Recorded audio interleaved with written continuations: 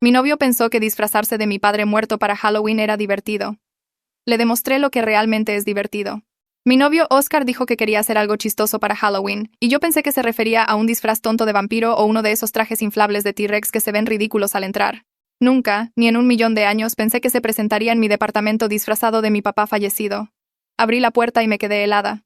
Ahí estaba, usando el viejo cardigan café de mi papá que olía un poco a naftalina y cigarros.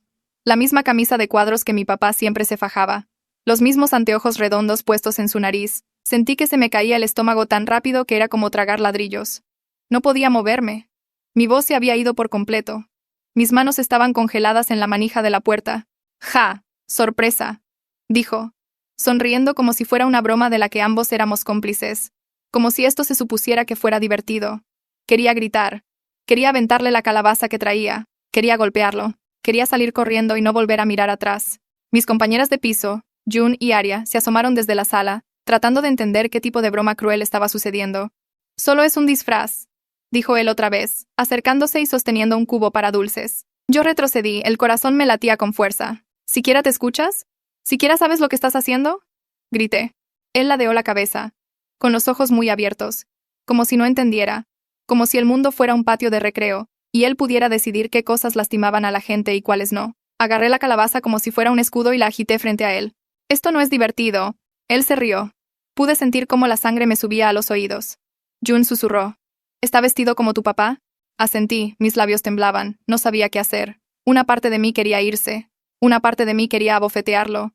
Una parte de mí quería desaparecer entre los cojines del sillón. Él se acercó, inclinándose como si fuera a darme una palmadita en el hombro de esa manera familiar, falsa y reconfortante que usaba mi papá, la que nunca reconfortó a nadie.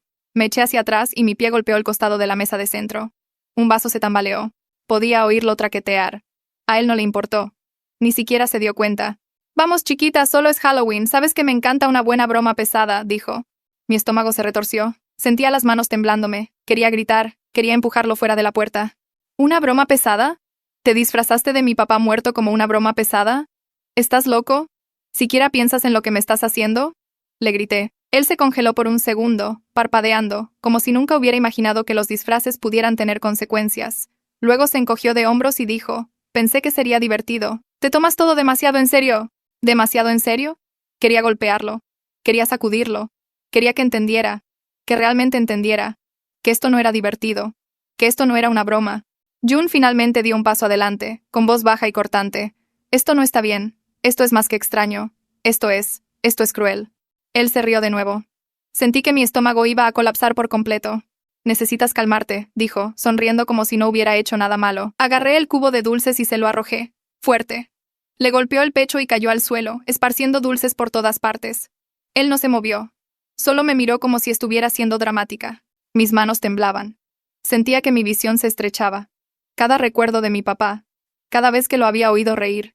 Cada vez que lo había visto sentarse en su sillón de la sala. Cada vez que me había enseñado a andar en bicicleta. Cada vez que me había dicho que eso forjaría mi carácter. Todo colisionó en este único, cegador e insoportable punto de rabia. Me acerqué, con el pecho agitado. ¿Entiendes lo que has hecho? ¿Te das cuenta de lo asqueroso que es esto?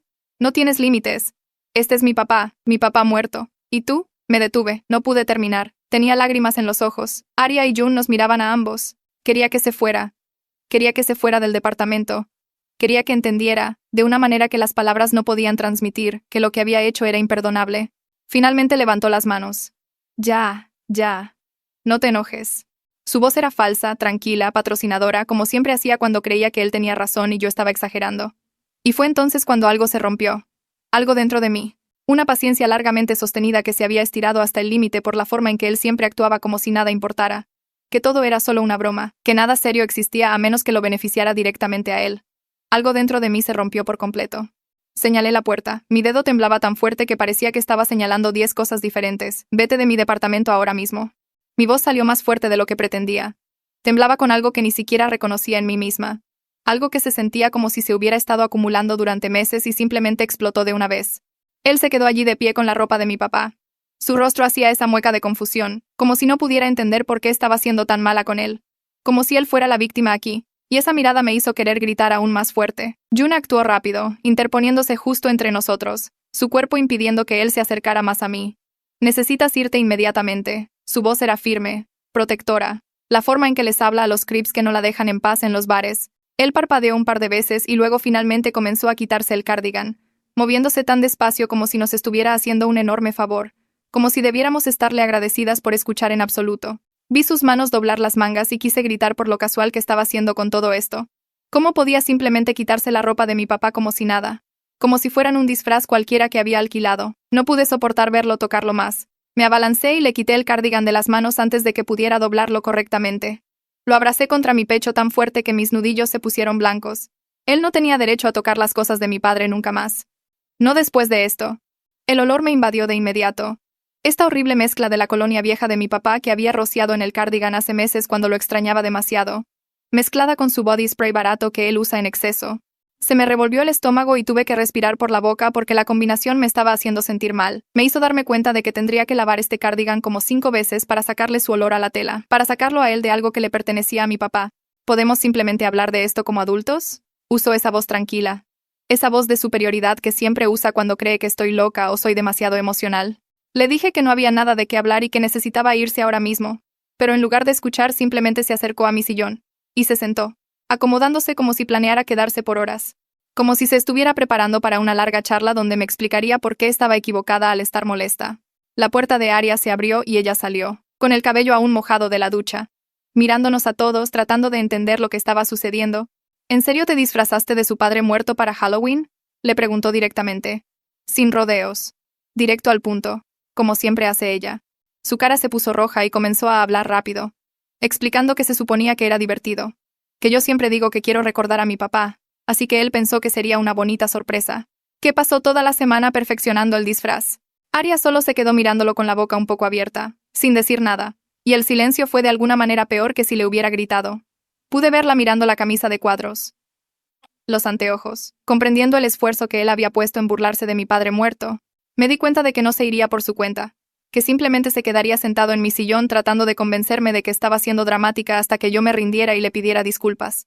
Si no te vas ahora mismo, llamaré al administrador del edificio para que te saque. Finalmente se levantó, tirando las manos al aire como si yo estuviera siendo tan injusta, tan irrazonable.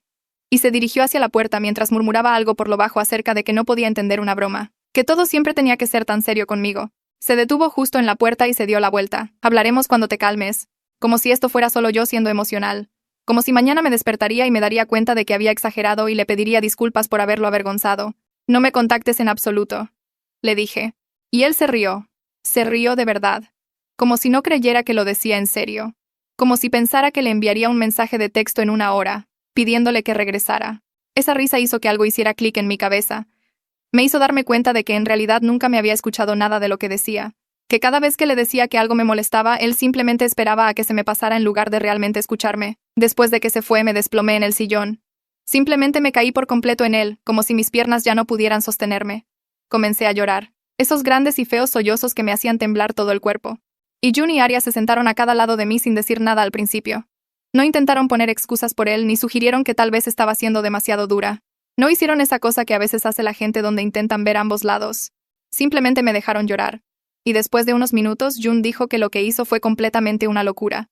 Y Aria estuvo de acuerdo. Y escucharles decirlo me hizo llorar más fuerte porque había tenido tanto miedo de que pensaran que estaba exagerando. Jun se levantó y regresó con té. El que tiene miel, que sabe que me gusta. Y Aria agarró mi teléfono de la mesa de centro. Déjame bloquear su número antes de que empiece a enviarte mensajes. Yo temblaba tan fuerte que cuando intenté tomar un sorbo del té se me derramó un poco en la camisa. Y me di cuenta de que no se trataba solo de esta noche. Se trataba de cada vez que él había desestimado mis sentimientos y lo había llamado una broma. Cada vez que me había hecho sentir loca por estar molesta por algo que él hizo. Mi teléfono comenzó a vibrar en la mano de Aria antes de que pudiera terminar de bloquearlo, como si hubiera estado escribiendo todo el camino de regreso a su coche. Miró la pantalla y su cara hizo esa mueca con la que supe que lo que estaba diciendo era terrible. Está diciendo que lo avergonzaste frente a tus compañeras y que se merece una disculpa. El cinismo de eso, la absoluta falta de vergüenza de enviar eso después de lo que acababa de hacer. Me hizo reír de una manera extraña y rota que no sonaba en nada a mi risa normal. Ese sonido amargo que salió de mi garganta antes de que pudiera detenerlo. Aria mantuvo el teléfono lejos de mí y siguió leyendo, y pude ver cómo se enojaba más con cada mensaje que llegaba. Aria terminó de bloquear el número y me miró con esa expresión seria que solo le había visto unas pocas veces. Dijo que deberíamos bloquearlo en las redes sociales también antes de que comenzara a publicar su versión de la historia y me hiciera parecer desquiciada. Asentí y le entregué mi teléfono porque mis manos todavía temblaban demasiado para hacerlo yo misma. Pasamos la siguiente hora revisando cada plataforma, Instagram y Facebook y Twitter e incluso LinkedIn porque él era lo suficientemente mezquino como para intentar cualquier cosa. Fue entonces cuando Aria encontró las fotos. Dejó de desplazarse y su cara se puso pálida y me mostró la pantalla sin decir nada. Ahí estaba él con el disfraz de mi papá, tomándose selfies en lo que parecía ser el espejo de su baño, sonriendo como si acabara de ganar un premio. Había 5 fotos en total, diferentes ángulos y poses, y en una de ellas estaba haciendo un gesto de pulgar arriba. Estaba tan orgulloso de su idea que la documentó antes incluso de venir a mi departamento. Me dio asco ver lo feliz que se veía, lo satisfecho consigo mismo, como si genuinamente pensara que esto era oro puro de la comedia y que a mí me encantaría. Jun se inclinó para ver lo que estábamos mirando y dijo algo que no puedo repetir aquí, pero que capturó perfectamente lo desagradable que era todo. Hice que Aria eliminara las fotos de su cuenta antes de bloquearlo por completo y verlas desaparecer se sintió como recuperar una pequeña porción de control. Después de que terminamos con las redes sociales, abrí nuestros mensajes de texto porque quería ver si había señales que me había perdido, banderas rojas que había ignorado. Me desplacé hacia atrás a través de semanas de conversaciones y encontré exactamente lo que temía encontrar. Había un mensaje de hace 3 semanas donde le dije que estaba teniendo un día muy difícil porque algo me recordó a mi papá y él respondió con una broma sobre películas de zombies. 2 semanas antes de eso le había enviado un mensaje largo sobre extrañar el cumpleaños de mi papá y sentirme culpable por no visitar la tumba más a menudo y él había cambiado el tema para preguntar qué quería yo para cenar. Seguí desplazándome y encontrando más de lo mismo, yo compartiendo algo real y doloroso. Y él, o haciendo una broma o actuando como si no hubiera dicho nada importante en absoluto. Jun estaba leyendo por encima de mi hombro y señaló un intercambio donde me había disculpado por ser emocional acerca de mi papá, y ella dijo que yo no debería haber tenido que disculparme por estar de duelo. Comenzó a señalar otros mensajes, mostrándome este patrón que había estado demasiado cerca para ver, donde cada vez que expresaba un sentimiento real, él lo desestimaba o me hacía sentir mal por tenerlo.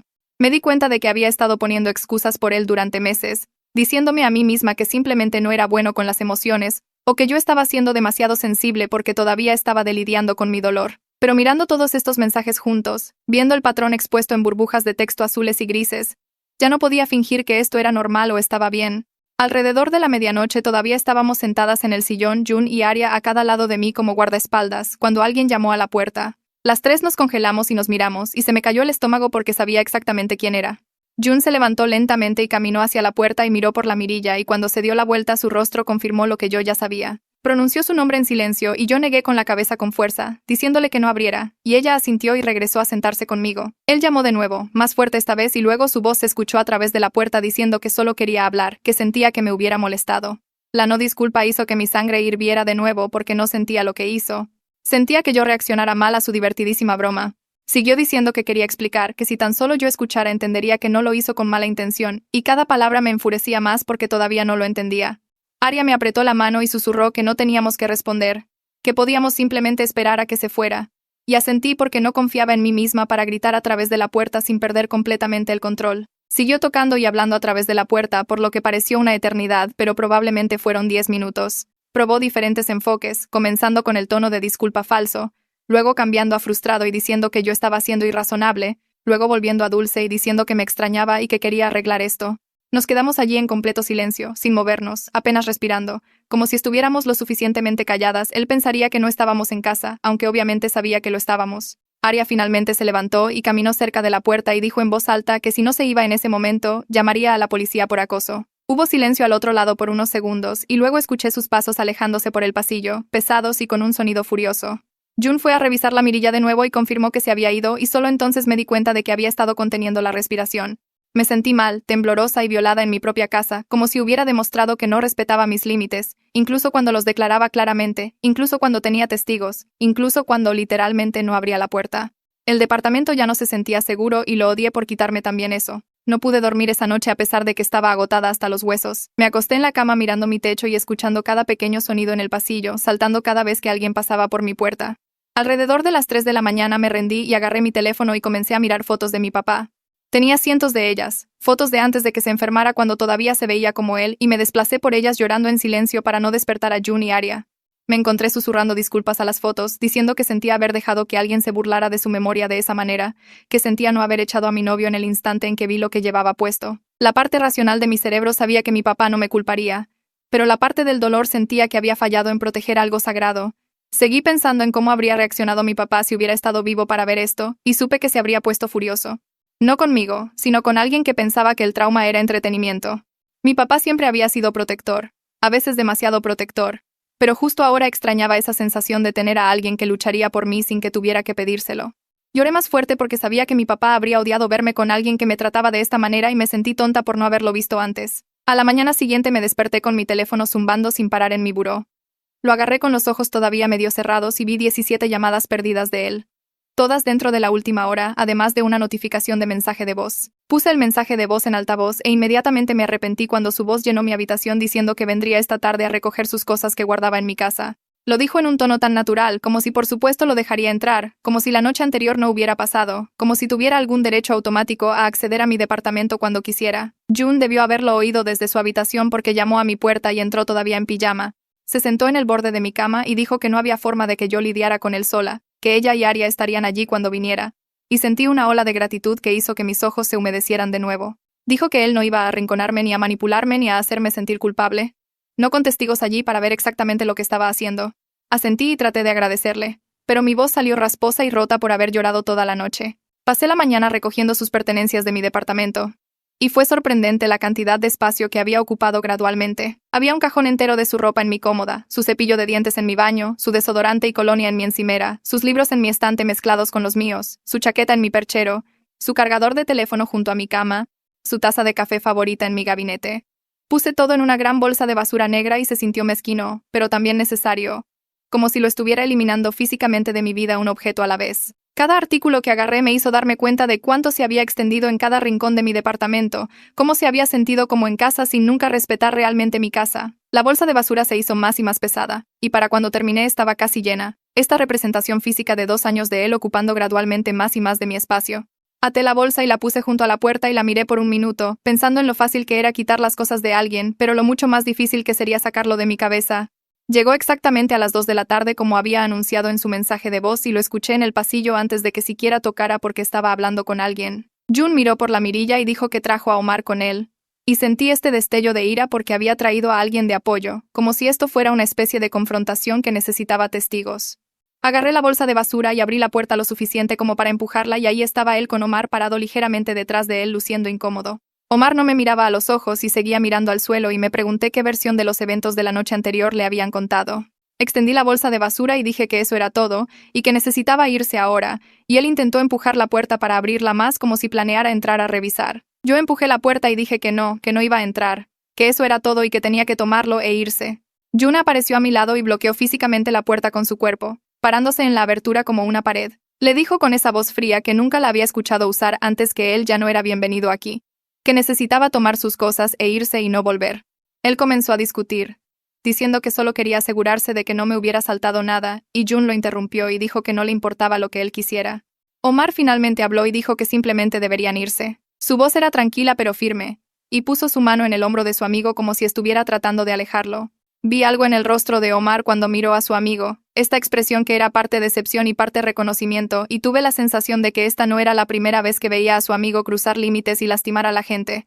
Omar agarró la bolsa de basura y comenzó a caminar hacia las escaleras y por un segundo pensé que había terminado. Pero antes de irse se dio la vuelta y me miró con esta expresión que intentaba ser triste pero que se percibía como enojada. Dijo que me iba a arrepentir de tirar nuestra relación por un error, que estaba exagerando y que eventualmente me daría cuenta. Algo se rompió en mí y di un paso adelante. June todavía bloqueándole el paso y le dije que no era un error. Le dije que eran 2 años de él desestimando mis sentimientos y tratando mi trauma como entretenimiento. 2 años de hacerme sentir loca por tener respuestas emocionales normales a las cosas. 2 años de él cruzando límites y luego actuando como si yo fuera el problema por tener límites en primer lugar. Vi los ojos de Omar ensancharse como si estuviera conectando puntos que había estado ignorando, como si piezas estuvieran encajando que había estado tratando de no ver. Su amigo comenzó a responder, pero Omar lo jaló más fuerte hacia las escaleras y dijo que se iban ahora y esta vez su voz tenía más fuerza. Los vi desaparecer por la escalera y me quedé allí congelada por un minuto antes de que June me jalara suavemente hacia adentro y cerrara la puerta con llave. El clic del cerrojo se sintió importante de alguna manera, como si lo estuviera encerrando fuera de algo más que solo el departamento. Me senté en el sillón y puse la cabeza entre las manos y Arya se acercó y se sentó a mi lado. Le pregunté si pensaba que estaba exagerando, si tal vez debería haberlo dejado explicarse mejor. Ella me miró por un segundo, y luego se levantó y agarró su laptop de su habitación. Regresó y la abrió en la mesa de centro y comenzó a escribir. Buscó artículos sobre manipulación emocional y gaslighting y me mostró la pantalla. Empecé a leer y sentí esta extraña sensación en el pecho, como si algo que había estado atascado durante años se estuviera desbloqueando. Cada táctica se describía en estos términos clínicos y reconocí todas ellas de mi relación. La minimización, el hacerme dudar de mis propias reacciones, la forma en que él convertía su crueldad en bromas de las que se suponía que debía reírme. Arias señaló una sección sobre cómo los manipuladores hacen que sus víctimas se sientan locas por tener respuestas emocionales normales y recordé cada vez que me había dicho que yo era demasiado sensible o demasiado seria. June trajo té y se sentó a mi otro lado, y pasamos toda la tarde revisando artículo tras artículo. Seguía diciendo cosas como, no puedo creer que no lo vi antes, y ambas seguían diciéndome que eso es exactamente lo que hace la manipulación. Te deja ciega a lo que está sucediendo. June ordenó comida china alrededor de las 6 y tuvimos esta sesión de terapia improvisada allí mismo en la sala donde me ayudaron a conectar puntos que me había estado negando a ver. Les conté sobre la vez que se había burlado de mi peso frente a sus amigos y luego dijo que yo no podía entender una broma cuando me molesté. Les conté sobre cuando compartió una historia privada sobre la muerte de mi papá en una fiesta para reírse y luego actuó como si yo estuviera siendo dramática por llorar en el baño. Ambas simplemente escucharon y validaron cada sentimiento, y me di cuenta de que había estado esperando que alguien me dijera que no estaba loca durante 2 años enteros. Mi teléfono zumbó en la mesa de centro y vi un mensaje de Jimena preguntando si estaba bien porque se enteró de lo que pasó. Me quedé mirando el mensaje confundida porque aún no se lo había contado a nadie fuera del departamento.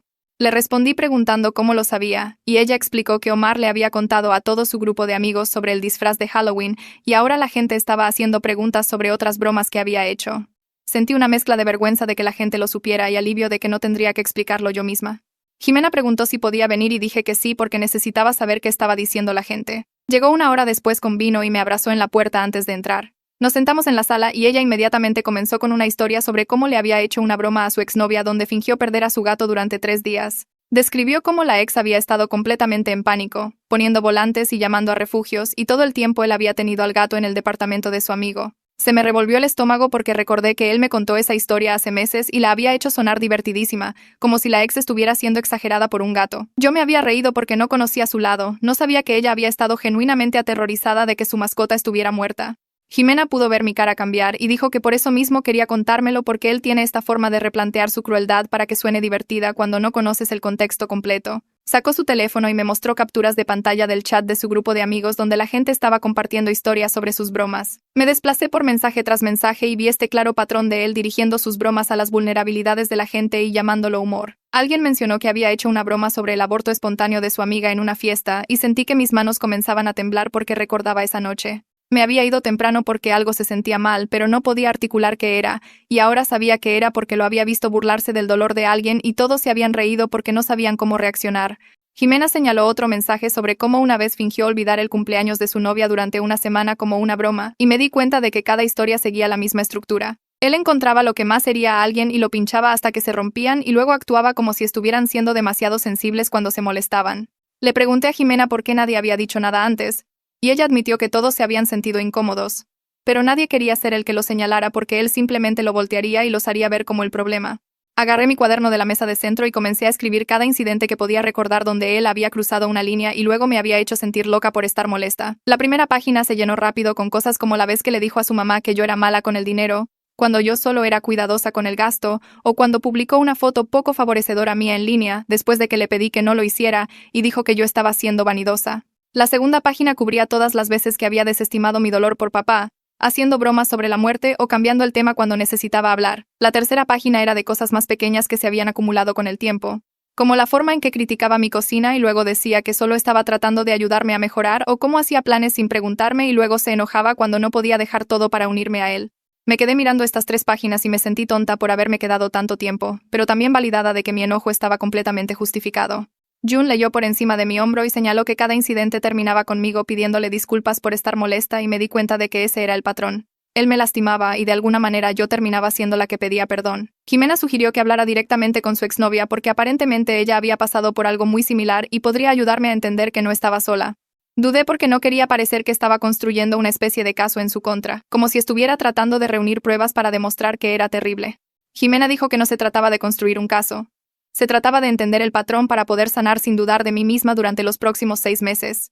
Ella se ofreció a conectarnos y dije que sí, porque una parte de mí necesitaba saber que esto no era solo yo, que de alguna manera no me lo había buscado por ser demasiado sensible como él siempre decía. Jimena envió un mensaje allí mismo mientras estaba sentada en mi sillón y en 10 minutos su teléfono zumbó con una respuesta. El nombre de la exnovia era Lada y ella me envió un mensaje primero después de que Jimena nos conectó. Su mensaje fue amable y directo, diciendo que sentía que yo pasara por eso y que reconocía el incidente del disfraz de Halloween como exactamente el tipo de cosa que él hace. Escribió que él tiene este talento para encontrar el dolor más profundo de alguien y pincharlo y luego actuar confundido cuando reaccionan mal. Dijo que estaría feliz de hablar si yo quería y dije que sí inmediatamente porque necesitaba escuchar a alguien que lo había sobrevivido y había salido bien del otro lado. Cambiamos a una llamada telefónica y terminamos hablando durante 2 horas seguidas. Ella describió exactamente el mismo ciclo que yo había experimentado, donde él hacía algo hiriente y ella se molestaba y él la llamaba demasiado sensible y ella terminaba disculpándose por exagerar. Me contó sobre la broma del gato en detalle y pude escuchar el dolor todavía en su voz a pesar de que había pasado más de un año. Dijo que le tomó 6 meses después de su ruptura dejar de dudar de sus propios sentimientos, sobre todo, de confiar en que sus reacciones emocionales eran normales y válidas, y no un defecto de carácter como él la había convencido de que eran. Lada mencionó que él tiene un hermano que en realidad es muy amable, y se había disculpado con ella después de la ruptura por no ver lo que estaba sucediendo durante su relación. Me di cuenta de que estaba hablando de Marlon y lo había conocido un par de veces en cenas familiares. Siempre parecía incómodo con las bromas de su hermano, como si quisiera decir algo pero no supiera cómo. Me pregunté si había visto cosas que yo había estado demasiado cerca para notar.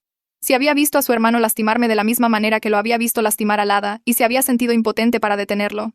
Lada dijo que Marlon la había contactado meses después de que rompieron para decirle que lamentaba no haber hablado, que había sido entrenado desde la infancia para excusar el comportamiento de su hermano, y que estaba trabajando en romper ese patrón. La conversación con Lada me hizo sentir menos sola, pero también triste de que aparentemente había un rastro de mujeres que habían pasado por el mismo ciclo con él, todas pensando que nosotras éramos el problema hasta que nos alejamos lo suficiente para ver con claridad. Mi teléfono sonó 2 horas después de colgar con Lada y vi el nombre de Salvador en la pantalla. Mi hermano se había enterado de todo por mi mamá, y sonaba enojado de una manera que no le había escuchado desde que éramos niños, cuando alguien rompió mi bicicleta a propósito. Dijo que se subía al coche en ese momento y que estaría allí en 3 horas, y que yo debería hacer una lista de cualquier cosa que necesitara de la tienda. Le dije que no tenía que conducir todo ese camino, pero él ya estaba encendiendo su motor y pude escucharlo poner la llamada en altavoz. Llegó a mi puerta con 4 bolsas de supermercado y una pizza de mi lugar favorito cerca de su departamento, el que hace los nudos de ajo que solía comer todos los fines de semana cuando lo visitaba en la universidad. Abrí la puerta y vi su rostro y simplemente comencé a llorar de nuevo. El tipo de llanto donde realmente no puedes respirar bien y te duele todo el pecho. Puso las bolsas en el suelo y me abrazó y no dijo nada acerca de que le manchara la chaqueta de lágrimas y mocos. Juni y Aria nos dieron espacio y se fueron al cuarto de Aria, y me di cuenta de lo sola que me había sentido los últimos 2 años, cuánto había dejado de llamar a mi familia porque él siempre hacía comentarios acerca de que yo estaba demasiado apegada a ellos. Desempacamos los víveres y Salvador había traído toda mi comida reconfortante, la marca específica de mac and cheese que me gustaba de niña, las galletas que papá solía esconder en la despensa, incluso las papas fritas raras que no podía encontrar en ninguna parte cerca de mi departamento. Comenzó a hacer la cena y me pidió que le contara todo, y repasé toda la historia de nuevo, comenzando con la noche de Halloween. Salvador escuchó sin interrumpir, y vi cómo su mandíbula se apretaba más y más a medida que describía el disfraz y la forma despectiva en que había actuado mi ex. Cuando terminé, dejó la cuchara que sostenía y se giró para mirarme. Me dijo que nunca le había gustado mi novio, pero que no había dicho nada porque yo parecía feliz cada vez que hablaba de la relación. Le pregunté qué veía él que yo no, y Salvador describió cómo mi ex hacía pequeños comentarios sobre mí frente a otras personas, pequeñas bromas sobre cómo yo era demasiado sensible o demasiado seria o demasiado preocupada por cosas que no importaban. Dijo que los comentarios siempre venían acompañados de una risa, así que si alguien parecía incómodo, él podía actuar como si solo estuviera bromeando, y yo era la que se lo tomaba demasiado en serio. Salvador mencionó cenas familiares donde mi ex contaría historias que me hacían ver ridícula o exagerada, y luego me daba palmaditas en la mano como si estuviera siendo afectuoso. Me sentí enferma al recordar esas cenas y cómo me había reído con él porque no quería parecer que no podía entender una broma. Salvador dijo que una vez se llevó a mi mamá a un lado para preguntar si ella lo notaba y ella sí, pero ambos decidieron quedarse callados porque yo era adulta y no querían interferir. Entendí por qué no habían dicho nada, pero una parte de mí deseaba que alguien lo hubiera señalado antes, me hubiera dado permiso para confiar en mi propia incomodidad.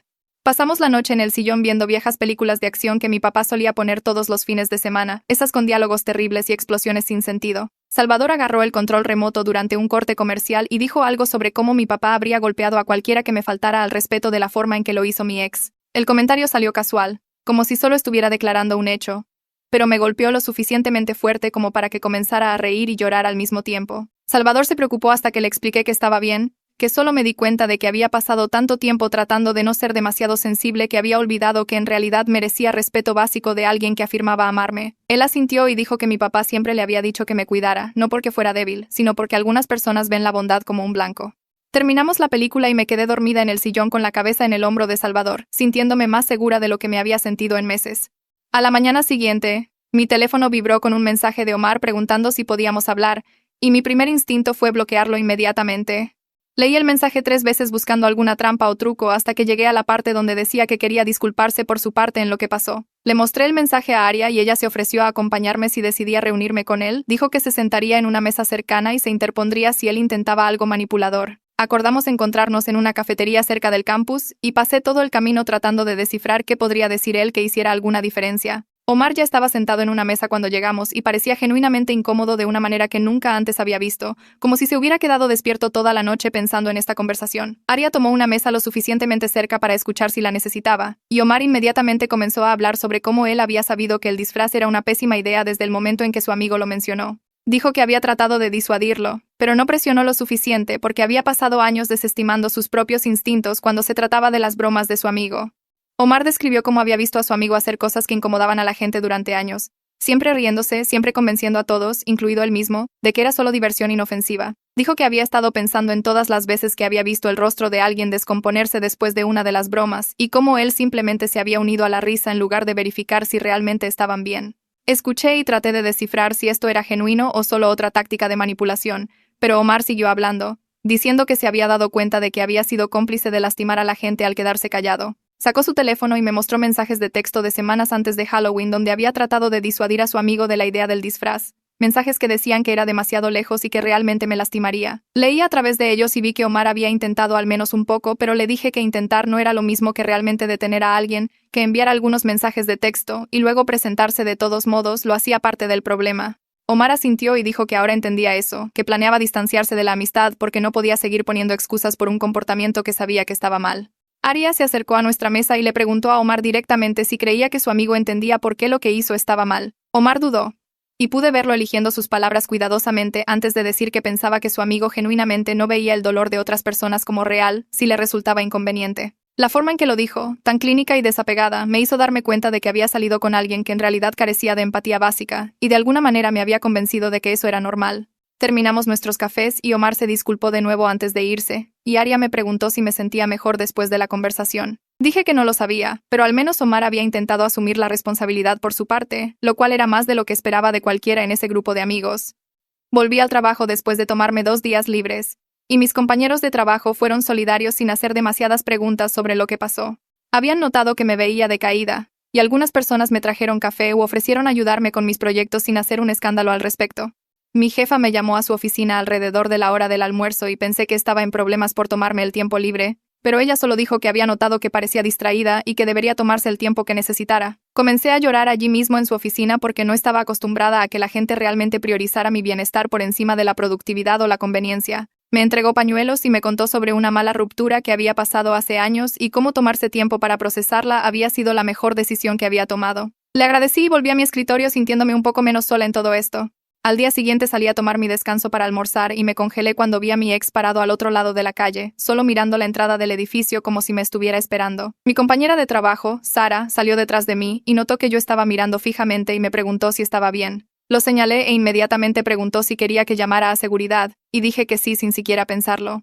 Sara regresó adentro y 2 guardias de seguridad salieron en minutos y observé desde la puerta cómo se acercaban a mi ex y hablaban con él. Él gesticuló hacia mí y trató de explicar algo, pero lo escoltaron fuera del edificio y le dijeron que no regresara. Ver cómo lo sacaban de mi lugar de trabajo me dio esta oleada de poder que no había sentido en años, como si finalmente estuviera ocupando espacio y estableciendo límites que la gente realmente respetaba. Regresé adentro y Sara preguntó si estaba bien, y me di cuenta de que realmente lo estaba, que verlo enfrentar consecuencias por su comportamiento hacía que todo se sintiera más real y menos como algo que había imaginado. Esa noche abrí mi correo electrónico y vi un mensaje largo de él con el asunto que decía que teníamos que hablar. Lo leí 3 veces buscando una disculpa real y no encontré nada excepto párrafos sobre cómo yo había puesto a nuestros amigos en su contra y arruinado su reputación por un malentendido. Escribió sobre lo herido que estaba de que yo hubiera terminado las cosas sin darle la oportunidad de explicar cómo yo lo había hecho ver mal al contarle a la gente lo que pasó, cómo él siempre me había apoyado y así era como yo le pagaba. Cada párrafo se centró en su dolor y su reputación y cómo yo le había hecho daño por tener límites y decir la verdad. Lo leí de nuevo y me di cuenta de que no había una sola frase donde reconociera lo que realmente había hecho o cómo me había afectado, solo páginas de él haciéndose la víctima y haciendo de mi trauma algo sobre su inconveniencia. Abrí un nuevo correo electrónico y le reenvié todo a Lada sin añadir ningún comentario porque el correo hablaba por sí mismo. Ella respondió en 5 minutos diciendo que ella recibió casi exactamente el mismo mensaje cuando rompió con él, hasta las frases específicas sobre arruinar su reputación y no darle la oportunidad de explicar. Comenzamos a enviarnos mensajes de texto sobre cómo aparentemente él tenía una plantilla para hacerse la víctima, simplemente cambiando los nombres y los incidentes específicos mientras mantenía la manipulación central intacta. Lo absurdo de ello me hizo reír de esta manera aguda y amarga que se sintió bien, como si finalmente estuviera viendo el chiste en lugar de ser la burla. Lada envió capturas de pantalla de su correo electrónico y las comparé lado a lado, encontrando frases enteras que eran idénticas, y algo cambió en mi pecho donde había estado sentada la culpa. 2 días después, apareció un mensaje en redes sociales de alguien llamado Marlon preguntando si estaba dispuesta a hablar, y me quedé mirando el nombre por un minuto sólido antes de recordar que era el hermano de mi ex. Casi lo borro, pero algo me hizo hacer clic en su perfil y vi fotos de él con Arya en reuniones familiares, lo que explicaba cómo me encontró. Le respondí que me reuniría con él para tomar un café, pero solo en un lugar público, y él aceptó de inmediato y sugirió una cafetería cerca de mi trabajo. Nos reunimos un sábado por la tarde y él parecía incómodo en el momento en que se sentó, disculpándose 3 veces antes de que el barista trajera nuestras bebidas. Me dijo que se había enterado de lo que pasó por varias personas y que lamentaba el comportamiento de su hermano, que había estado tratando de que viera a un terapeuta durante años porque esos patrones no eran normales ni estaban bien. Le pregunté a qué se refería con patrones y Marlon dudó, claramente tratando de descifrar cuánto decir antes de explicar que su hermano había estado haciendo cosas como esta desde que eran niños, pero sus padres siempre lo excusaban como que era divertido o encantador. Mencionó una vez en la preparatoria cuando su hermano convenció a una chica de que el collar de su abuela muerta se había caído por un desagüe como una broma, y su mamá se había reído de eso en la cena esa noche. Me sentí enferma al escuchar eso. Me di cuenta de que el disfraz de Halloween no era una cosa rara de una sola vez, sino parte de una larga historia de encontrar el dolor de la gente y pincharlo para entretenerse. Marlon se inclinó y dijo que él mismo era terapeuta.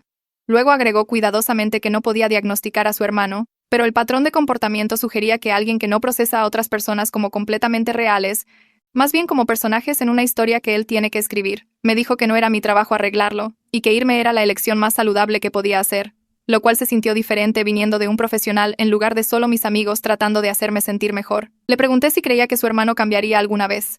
Y Marlon se quedó callado por un largo tiempo antes de responder honestamente que el cambio requiere que alguien quiera cambiar, y su hermano nunca había enfrentado consecuencias reales antes. Cada vez que sucedía algo, sus padres lo disimulaban, o el grupo de amigos lo superaba, o la novia finalmente lo perdonaba, así que él nunca tuvo que mirar realmente su comportamiento y decidir que estaba mal. Marlon mencionó que había intentado hablar con su hermano sobre terapia varias veces a lo largo de los años, pero siempre se convertía en una broma o una acusación de que Marlon estaba siendo demasiado serio, lo mismo que mi ex siempre me decía. Terminamos nuestros cafés, y Marlon se disculpó de nuevo antes de irse, y me quedé sentada allí otros 20 minutos solo procesando la conversación. Algo sobre escucharlo expuesto tan claramente me hizo dejar de esperar que mi ex de repente entendiera lo que hizo mal. Esta esperanza que había estado aferrada de que tendría una gran revelación y se disculparía apropiadamente. Me di cuenta de que eso no iba a suceder. Y que yo no lo necesitaba para seguir adelante, que simplemente podía decidir que había terminado y eso sería suficiente. Marlon me había dado su tarjeta antes de irse y me dijo que lo llamara si alguna vez necesitaba hablar, y en la parte inferior estaba el nombre de una terapeuta que me recomendó si quería procesar todo lo que pasó.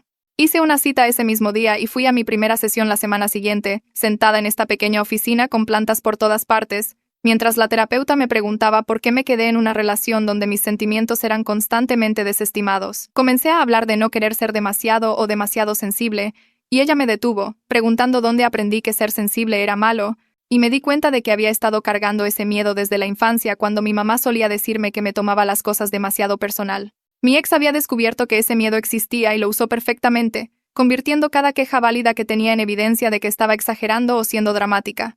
La terapeuta escribió algo y me dijo que mi enojo por el incidente de Halloween era en realidad saludable, que yo había estado suprimiendo respuestas emocionales apropiadas durante años porque me enseñaron que estaban mal. Dijo que tenía permiso para estar furiosa, y algo se desbloqueó en mi pecho que había estado tenso desde que murió mi papá, esta presión que ni siquiera sabía que estaba aguantando. Fui a casa esa noche y saqué un cuaderno, comenzando una carta para mi papá contándole todo lo que pasó. Escribí sobre el disfraz de Halloween y la ruptura y cómo lamentaba haber dejado que alguien faltara al respeto a su memoria de esa manera, y las palabras simplemente fluyeron hasta que llené 6 páginas por ambos lados. Escribirlo me hizo llorar, pero también me ayudó a separar mi dolor por perder a papá de mi enojo por la relación, dos cosas que se habían enredado hasta que no podía distinguir qué sentimiento pertenecía a qué situación. Puse la carta en un sobre y la guardé en la caja donde guardaba el reloj de mi papá y sus anteojos de lectura. Obviamente no la envié, pero ponerla en un lugar seguro se sintió importante. June llamó a mi puerta alrededor de las 9 esa noche, y me dijo que ella y Aria querían hacer una pequeña cena en nuestro departamento. Nada grande, solo las personas que realmente se preocupaban por mí. Lo planeamos para el fin de semana siguiente e invitamos a Jimena, Lada y Salvador, y cuando llegó el día, nuestra sala se llenó del olor de la pasta que Aria estaba haciendo y el sonido de todos hablando al mismo tiempo. No mencionamos a mi ex en absoluto, solo compartimos historias y nos reímos de cosas al azar, y miré alrededor de la mesa dándome cuenta de que tenía un sistema de apoyo que realmente me veía como una persona completa en lugar de un personaje secundario en la historia de alguien más. 3 semanas después fui a la fiesta de cumpleaños de un amigo en común y me congelé cuando vi a mi ex parado junto a la mesa de bebidas, mirándome con esta expresión de cachorro triste, como si se suponía que debía sentir lástima por él. Comenzó a caminar hacia mí y sentí que se me caía el estómago, pero luego simplemente me di la vuelta y continué mi conversación con Jimena sobre su nuevo trabajo, dándole la espalda todo el tiempo. Se quedó rondando cerca por unos minutos antes de finalmente irse y la capacidad de simplemente ignorarlo, de tratarlo como si ya no importara, se sintió como la mayor victoria que había tenido en meses. Pasó un mes y recibí una solicitud de amistad en redes sociales de alguien que al principio no reconocí. Luego vi su foto de perfil con mi ex y me di cuenta de que era su nueva novia. Me quedé mirando la solicitud por un minuto completo, mi dedo flotando sobre el botón de declinar, pero la curiosidad ganó y la acepté. Su perfil cargó y me desplacé por publicación tras publicación sobre lo divertido y espontáneo que era su novio, cómo siempre la hacía reír, cómo le encantaba su sentido del humor.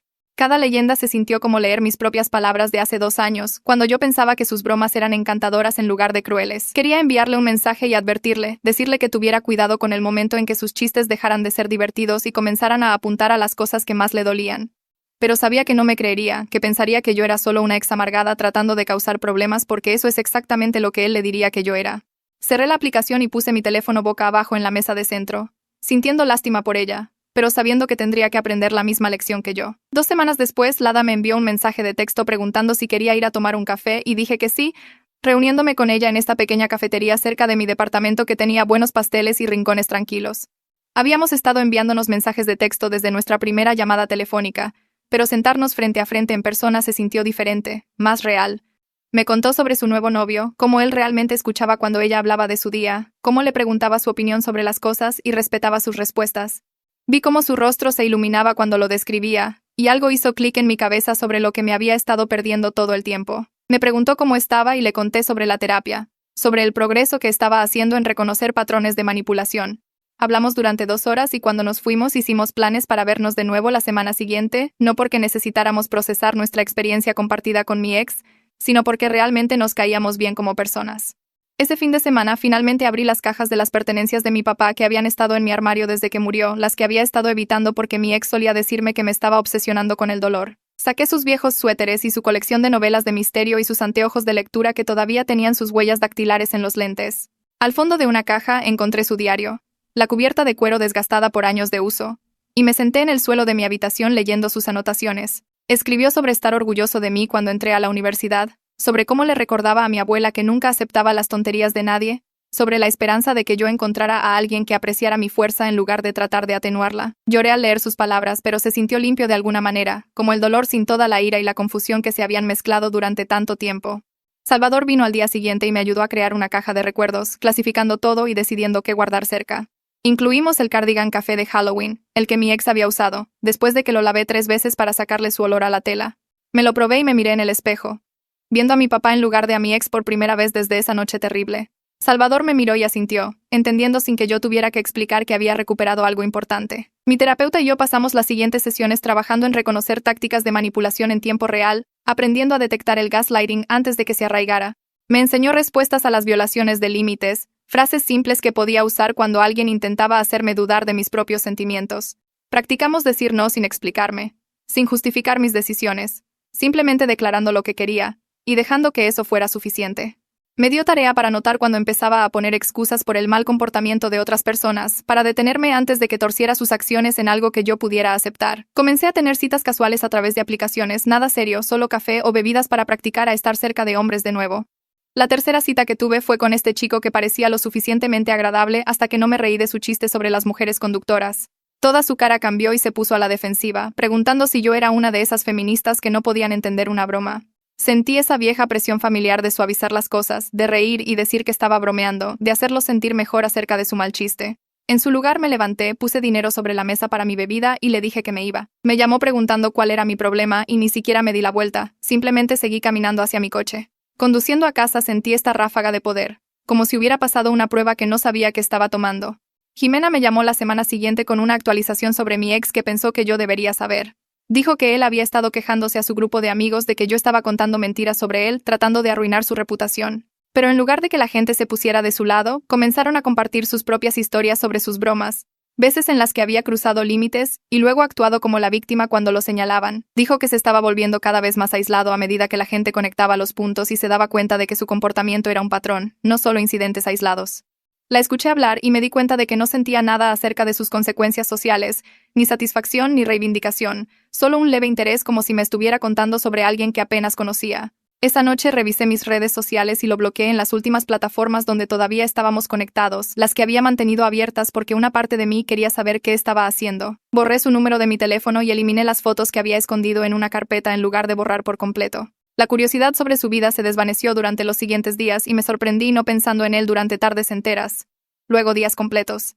Me di cuenta de que genuinamente ya no me importaba lo que estuviera haciendo o con quién estuviera o si alguna vez entendía lo que había hecho mal. Esa indiferencia se sintió como el verdadero final de nuestra relación, más definitivo de lo que había sido la ruptura en sí. Llegó el aniversario de la muerte de mi papá y conduje al cementerio con Salvador y mi mamá, llevando flores y uno de los libros favoritos de papá para dejar en la lápida.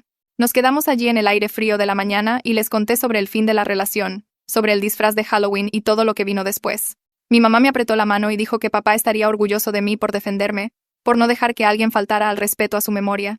Le creí porque finalmente entendí que amar la memoria de alguien significaba protegerla de las personas que se burlarían de ella, que honrar a mi papá incluía negarme a dejar que alguien lo usara como un arma contra mí. 3 semanas después, mi jefa me llamó a su oficina y entré nerviosa, preguntándome qué había hecho mal. Me dijo que me iban a ascender a coordinadora principal, que mi trabajo durante el último año había sido excepcional y querían darme más responsabilidad.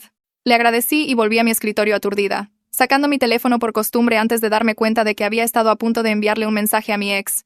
El hecho de que ya no fuera mi primer pensamiento, que me hubiera detenido antes de hacerlo parte de mi logro, me mostró cuánto había separado mi sentido de valía de su validación. Le envié un mensaje a June y Aria en su lugar e insistieron en llevarme a celebrar esa noche. Fuimos a nuestro restaurante favorito e hicieron un brindis por mi ascenso, genuinamente felices por mí sin hacerlo sobre ellos mismos o disminuirlo con bromas. Miré alrededor de la mesa a mis compañeras de piso y me di cuenta de que esto era lo que se veía el apoyo. Personas que celebraban mis victorias y se sentaban conmigo a través de mis pérdidas sin llevar la cuenta ni hacer de todo una competencia. Unos días después, recibí un mensaje de Marlon diciendo que su hermano finalmente comenzó a ver a un terapeuta después de que la mayoría de su grupo de amigos dejara de hablar con él. Dijo que pensó que querría saberlo, que tal vez ayudaría con el cierre. Leí el mensaje 2 veces, y me di cuenta de que no sentía nada al respecto. Ni satisfacción de que estuviera enfrentando consecuencias, ni esperanza de que la terapia lo arreglara. Solo esta completa sensación neutral como si me estuviera contando sobre un extraño.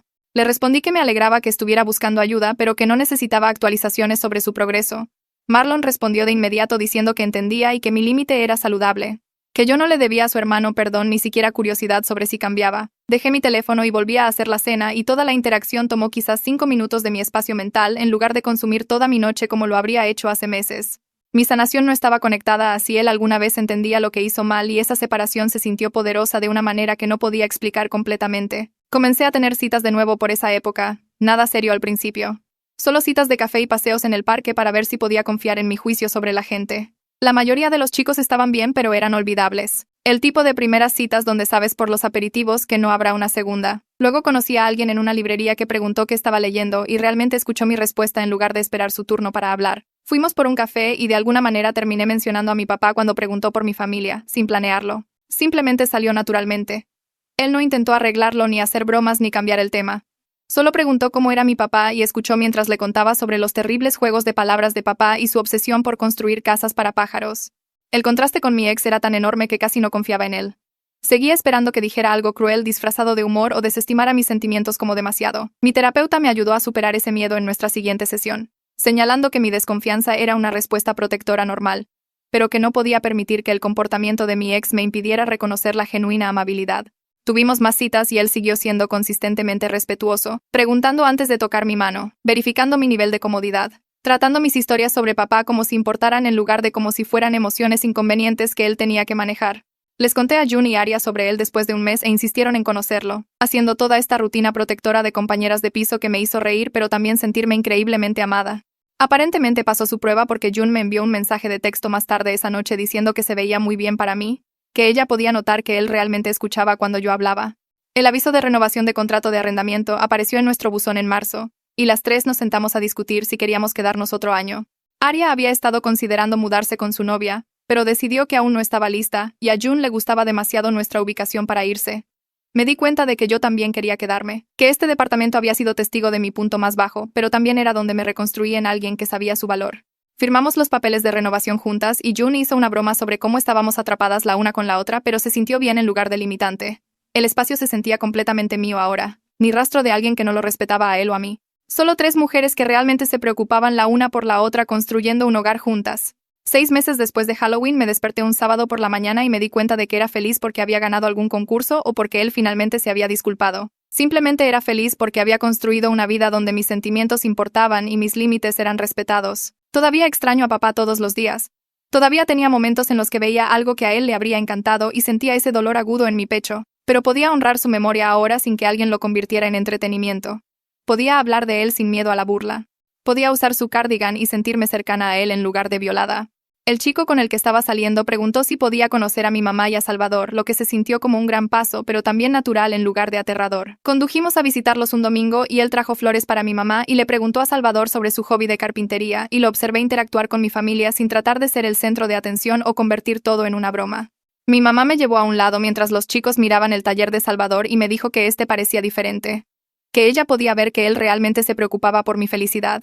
Estuve de acuerdo porque era verdad y esa verdad se sintió como el mejor resultado posible. No una venganza dramática o justicia cósmica. Solo paz y el conocimiento de que yo merecía algo mejor de lo que había aceptado antes.